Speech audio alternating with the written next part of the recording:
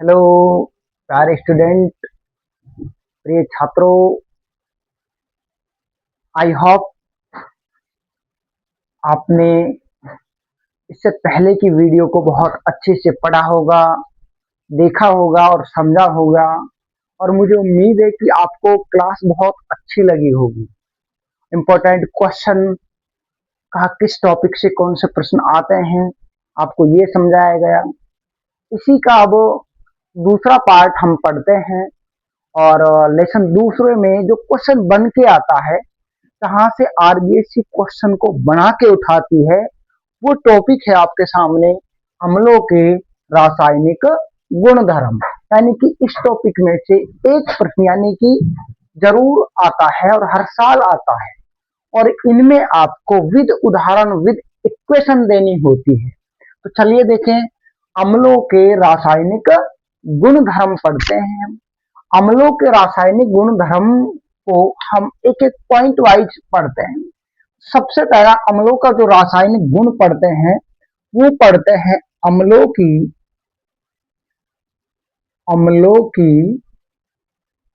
धातु के साथ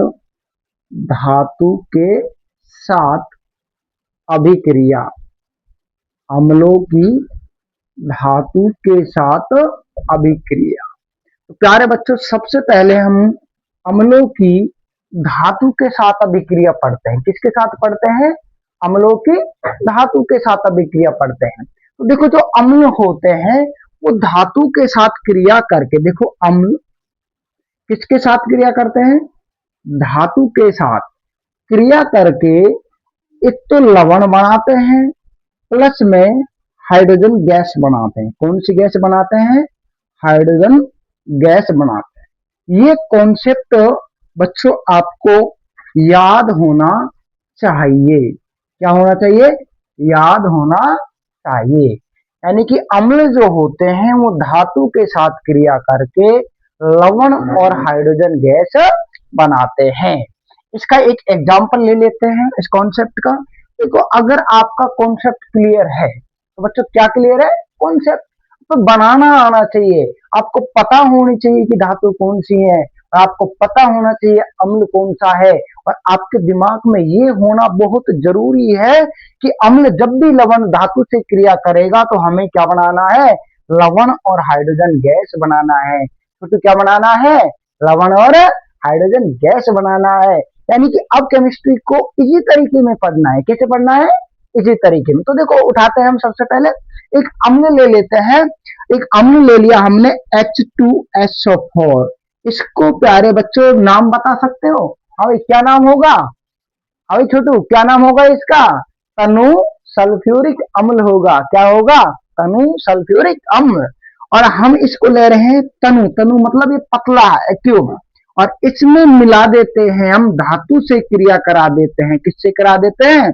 धातु से। ये तनु सल्फ्यूरिक अम्ल है। और इसकी अभिक्रिया जब जस्ते से यानी कि जिंक से अभिक्रिया करवाई जाती है तो ध्यान रखना बच्चों, ये जो H2SO4 है इसके बीच में से ये वाला बंध टूटता है और ये SO4 जो होता है इस Zn के साथ जुड़ जाता है और क्या बनाता है? लवण बनाता है। तो बताओ बच्चों क्या बनेगा? ZnSO4। ये लवण बन गया। क्या बन गया? लवण बन गया। साथ में हाइड्रोजन गैस निकलती है। कौन सी गैस निकलती है? Hydrogen gas. प्यारे बच्चों, आपको पता चला कि जब अम्ल धातु के साथ क्रिया करते हैं लवण और हाइड्रोजन गैस का निर्माण होता है। यह है तनु सल्फ्यूरिक अम्ल। कौन सा? सल्फ्यूरिक अम्ल। और ये कौन सी धातु है? जस्ता। कौन सी धातु है? लवण के रूप में क्या बना? Zinc sulphate. क्या बना? Zinc sulphate. ये लवण है। क्या है? लवण। और ये क्या बनता है? हाइड्रोजन गैस बनती है। क्या बनती है? Hydrogen gas. अब देखो प्यारे बच्चों, इसमें से एक क्वेश्चन इंपॉर्टेंट कैसे कैसे बनाता है। इंपॉर्टेंट क्वेश्चन आपसे पूछ सकता है कि क्या होता है जब तनु सल्फ्यूरिक अम्ल में जस्ते के टुकड़े डाले जाते हैं। यानी कि जस्ते के टुकड़े डालने पर तनु सल्फ्यूरिक अम्ल के अंदर कौन सी क्रिया होती है और कौन से पदार्थ बनते हैं। तो बच्चों आपको जब भी ये क्वेश्चन आए आपको उत्तर देना है कि लवण और हाइड्रोजन गैस का निर्माण होता है। लवण के रूप में क्या बनता है? जिंक सल्फेट बनता है। इससे संबंधित दूसरा क्वेश्चन वेरी वेरी इंपॉर्टेंट बनता है बच्चों। कौन सा क्वेश्चन बनता है कि क्या कारण है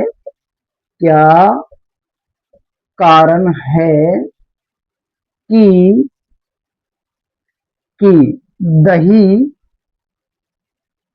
जैसे खट्टे पदार्थों को दही जैसे खट्टे पदार्थों को किसमें नहीं रखना चाहिए? धातु से बने बर्तनों में। धातु से बने बर्तनों में नहीं रखना चाहिए। नहीं रखना चाहिए। हाँ तो बच्चों बता सकते हो इसका कारण? क्या कारण है कि हमको जो दही जैसे खट्टे पदार्थ हैं उनको धातु से बने बर्तनों में नहीं रखना चाहिए? क्यों नहीं रखना चाहिए, क्या बता सकते हैं आप? क्योंकि हम जानते हैं कि जो दही जैसे खट्टे पदार्थ होते हैं अम्ल होते हैं। क्या होते हैं? अम्ल होते हैं। और जब इन अम्लों की अभिक्रिया, इनको जब खट्टे पदार्थों को अपन धातु से बने बर्तनों जैसे कांसा तांबा जैसी चीजों में अगर अपन रखते हैं तो ध्यान रखना ये खट्टे पदार्थ यानी कि अम्ल उस धातु से क्रिया करके लवण और हाइड्रोजन गैस बना लेते हैं। और ये जो लवण होता है ये विषैला होता है। क्या होता है? विषैला। इसकी अत्यधिक मात्रा होने पर व्यक्ति की मृत्यु भी हो सकती है। क्या हो सकती है? मृत्यु भी हो सकती है। इसको नोट डाउन कीजिए कि लवण की जो अत्यधिक मात्रा जो होती है उसके कारण व्यक्ति की मौत भी हो सकती है। तो बच्चों एक बार इसको स्क्रीनशॉट कीजिएगा, ध्यान से पढ़िएगा।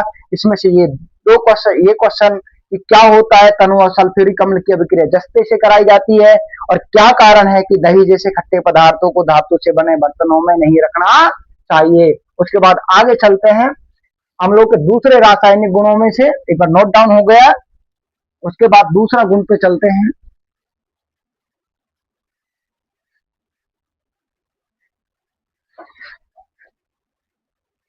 देखो प्यारो बच्चों, इसी से दही जैसे खट्टे पदार्थ तीसरा क्वेश्चन भी बना सकते हैं कि पीतल एवं तांबे के बर्तनों में खट्टे पदार्थों को नहीं रखना चाहिए। क्यों नहीं रखना चाहिए? अभी बताया था, क्या बना था? लवण और हाइड्रोजन गैस। ये लवण कैसा होता है? अभी छोटू कैसा होता है? विषैला होता है। कैसा होता है? विषैला होता है। और विषैला होने के कारण व्यक्ति की क्या हो सकती है? मृत्यु हो सकती है। क्या हो सकती है? और तो याद रखना है, ध्यान रखना है, ध्यान इधर रखना है एकदम बिल्कुल। आगे देखो दूसरा गुण देखते हैं इसका। अम्लों का दूसरा जो रासायनिक गुण है वो है कि अम्लों की धातु ऑक्साइड के साथ, धातु ऑक्साइड के साथ अभिक्रिया। किसके साथ अभिक्रिया? धातु ऑक्साइड के साथ। तो हम क्या पढ़ रहे हैं? अम्लों की धातु ऑक्साइड। अच्छा बच्चों क्या कोई मेरे को ये बता सकता है कि धातु ऑक्साइड किसे कहते हैं? जल्दी बताओ जल्दी। हाँ भाई जल्दी बताओ, धातु ऑक्साइड किसे कहेंगे? जल्दी, जितना जल्दी हो सके कमेंट में करो। कमेंट में लिखो धातु ऑक्साइड किसे कहते हैं, जल्दी करो, बहुत जल्दी। धातु ऑक्साइड किसे कहेंगे? तो जब धातुओं के साथ ऑक्सीजन जुड़ जाती है तो उसे क्या कहेंगे? धातु ऑक्साइड। क्या कहेंगे छोटू? धातु ऑक्साइड कहते हैं। देखो इसका कॉन्सेप्ट क्या है, जो अम्ल जो है क्या है? अम्ल इन धातु ऑक्साइड के साथ, किसके साथ?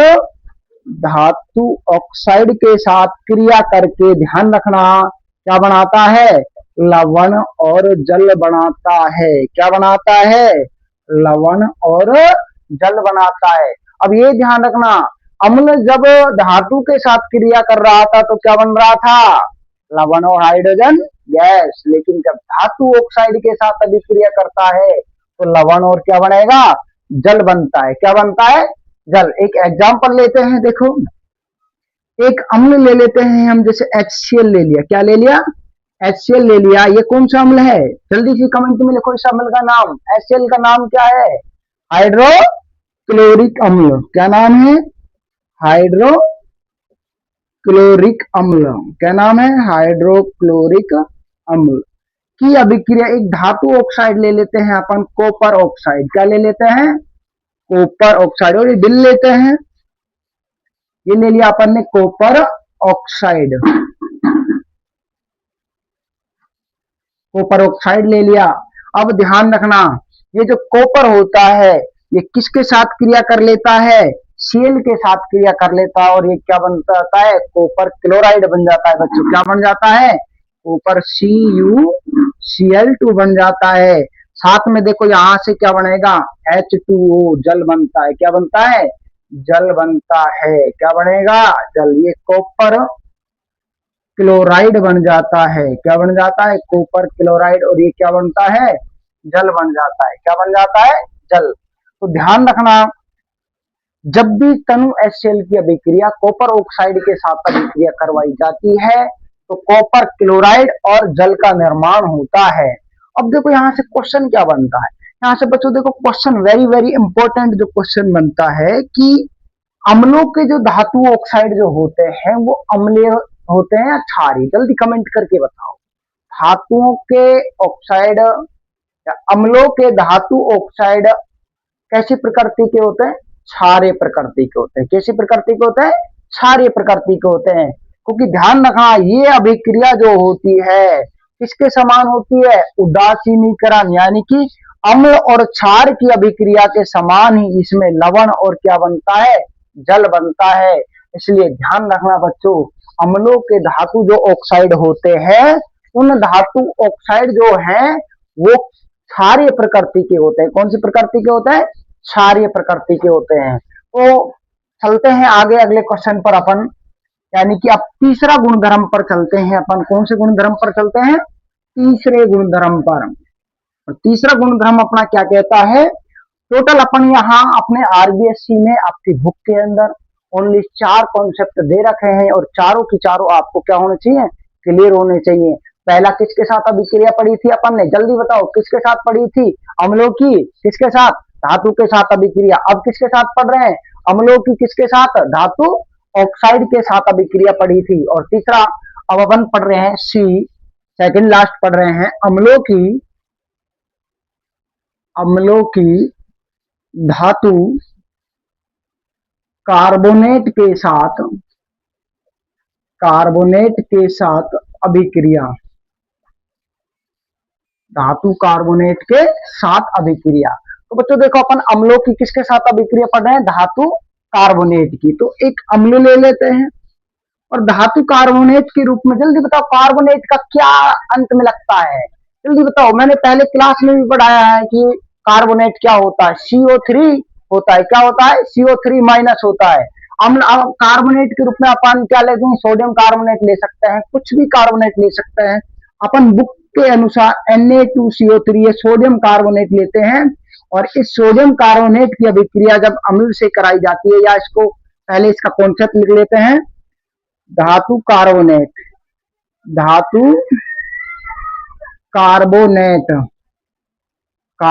के साथ, तो आपको पता होना चाहिए, ध्यान रखना, जब भी अम्ल इस धातु कार्बोनेट के साथ अभिक्रिया करता है तो क्या बनेगा, देखो लवण प्लस जल प्लस CO2 गैस का निर्माण होता है। कौन सी गैस का निर्माण होता है, ये कॉन्सेप्ट बच्चों दिमाग में बिल्कुल फिट हो जाने चाहिए। क्या हो जाने चाहिए, एक तरह से जैसे ही क्वेश्चन आता है टूट पड़ो दुश्मन पर, किस पर टूट पड़ो, दुश्मन पर। जैसे ही आपको क्वेश्चन में दे कि अम्लों की अभिक्रिया किसके साथ, धातु कार्बोनेट के साथ, सीधा दिमाग में पार गोली निकाल दो, क्या बनेगा, लवण जल और CO2 बनता है। क्या बनता है, लवण और जल और CO2 बनता है। एग्जाम्पल में देखो, एक एग्जाम्पल ले लिया अपन ने, जैसे कि अम्ल का ले लेते हैं, पहले HCl ले लिया, प्लस में एक धातु Na2CO3 ले लिया अपन ने। तो अपन को लवण बनाना है, लवण कहां से बनेगा, NaCl से बनेगा। कहां से बनेगा, NaCl से बनेगा,